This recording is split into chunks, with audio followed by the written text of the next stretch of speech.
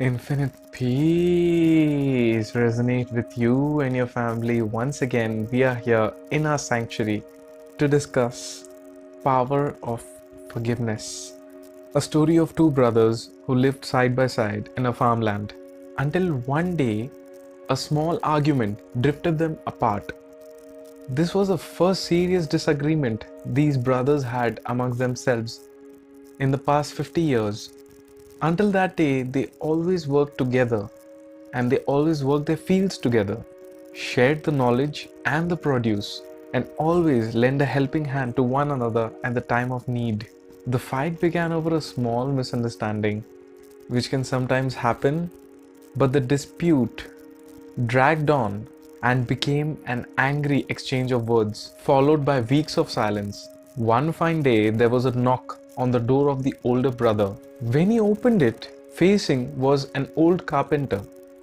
He was an old bearded carpenter holding a toolbox, and he said, "I could sure use some work, sir. Do you need any repairs in your farm?" "Yes," replied the brother. "I've got a job for you. Across the creek, there is a farm that happens to belong to my younger brother. Until recently, the whole area between our homes was green. But then, my younger brother changed the path of the creek, making it into a border between us. I'm sure he did it out of spite, and I'll show him," said the older brother. "You see those trees by the barn? I want you to turn them into a 10-foot tall fence. I never want to see his face again." The old carpenter thought for a few minutes to himself, and then he said, "I see." The farmer helped the carpenter carry his toolbox and the woods and then drove off to the city tending to some engagement. When he came back in the evening, the old carpenter had finished. Upon arriving at the creek, the older brother was stunned. His eyes were bulging out and he couldn't utter a single word. Where a fence should have been standing, now stood a bridge, a quaint and special bridge, truly a piece of masterwork. At the same time, the younger brother happened to come out and be at the same spot. He rushed over the bridge and embraced his older brother and said, "You're something special. After all I've said and done, you go ahead and you build a bridge.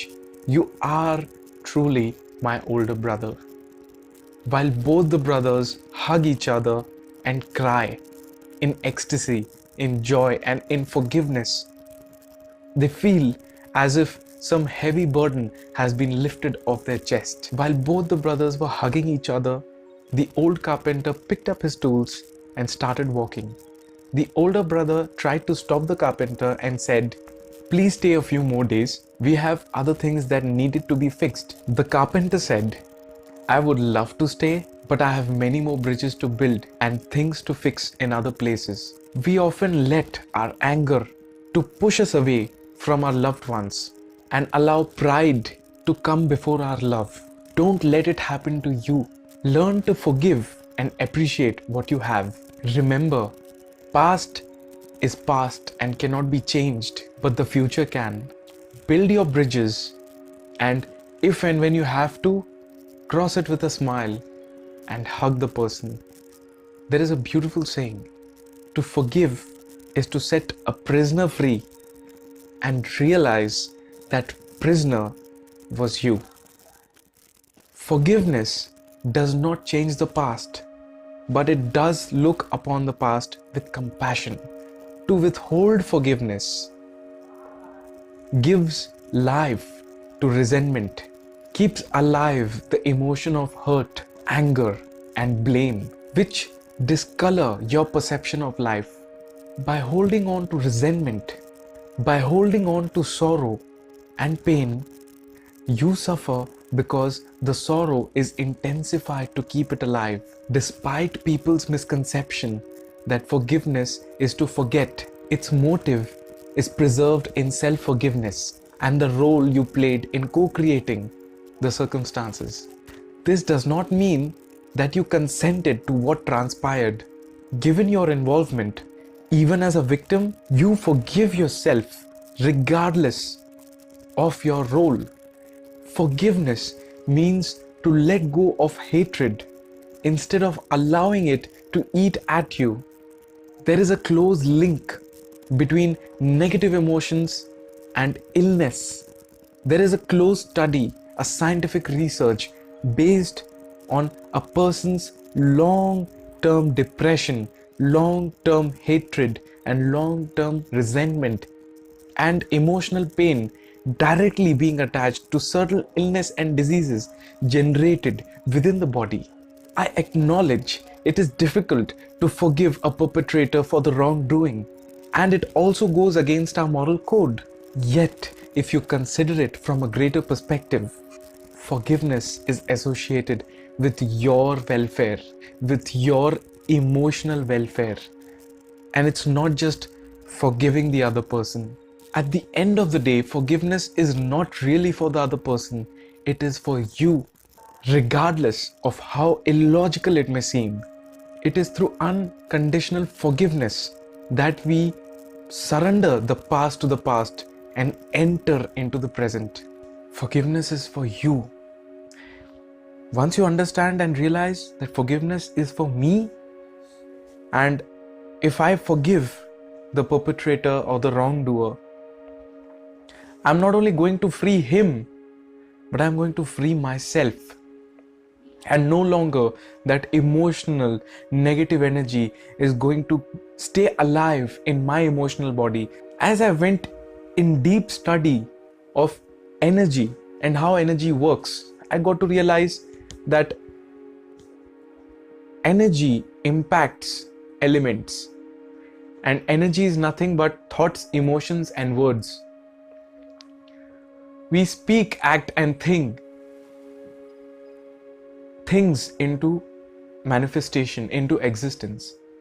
We have 5 senses, the active 5 senses, and these 5 senses are responsible for creating experience what is called life. Whatever is happening inside of you, because right now watching this video, you are seeing me not inside of your phone, but the light from the screen of your phone is entering inside your retinas and inside your brain.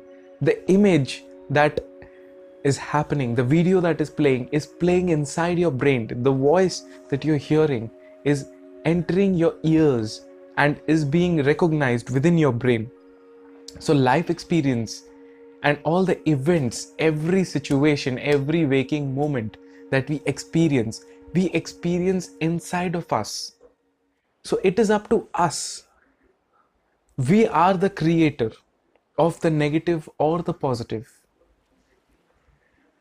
The negative or the positive feelings, when we take control of our feelings and emotions and no longer let it happen because of some external event or source, we become a temple of peace.